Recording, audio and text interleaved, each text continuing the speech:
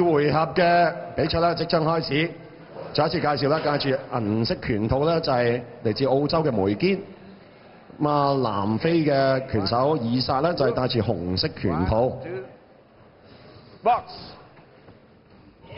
好啦，咁啊3分鐘嘅賽事又開始啦。咁啊，以薩咧真係得勢不饒人啊！佢真係啊，一有機會乘勝追擊。咁而家呢個體能狀態咧越戰越勇啊！哇！嗱，呢一個勾捶嗱，幾一個連環拳，哇，相當之好，好啊！似乎以薩想擊到啊梅堅喎，嗱，大家睇下佢有冇咁嘅功力啦，好靚啊！一個組合。嗱，以薩有下聰明咧，佢就係見到梅堅嗰個裝咧中路好空，佢幾下咧都從中間咧諗住去穿破佢。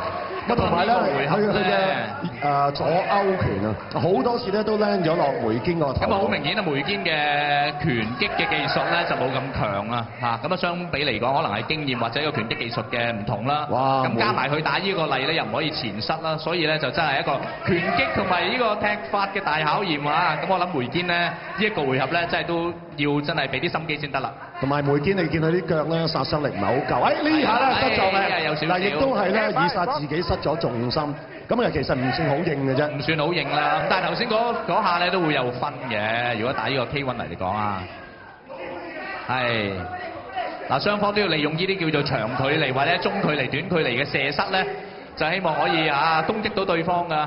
嗱，你見到咧梅堅最明顯一點就係佢嗰個步伐開始慢落嚟。係啊，因為大腿內外側你見到而家係紅晒嘅。係。咁啊個傷嗰個程度咧都越嚟越嚴重。而家打到呢個回合咧都好明顯咧，就係即係以薩係佔優咯。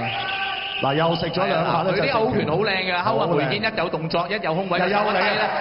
中路咧一個 uppercut。哇！呢一場好正，一個直拳。哇！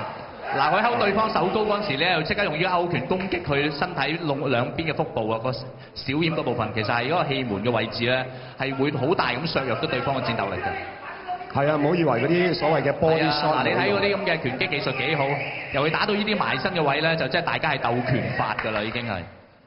而家梅堅除咗即係或者一啲加一啲運氣或者一啲嘅即係特別嘅技巧嘅話咧，佢都幾難會突破到呢個咁嘅局面啊！咁啊，比賽中啲拳都開始咧，力量唔係好夠。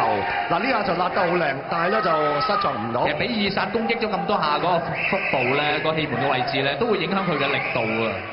咁所以即係以薩個攻勢都好叻啊！即係打到佢冇氣，出拳都冇力，咁然後慢慢先搞。嗱呢下有分啊！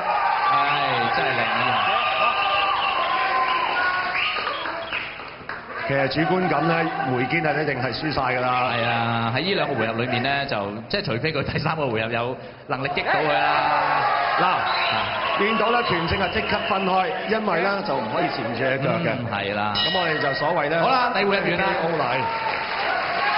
哇！睇到現場觀眾啲氣氛咧，我哋都知道啊。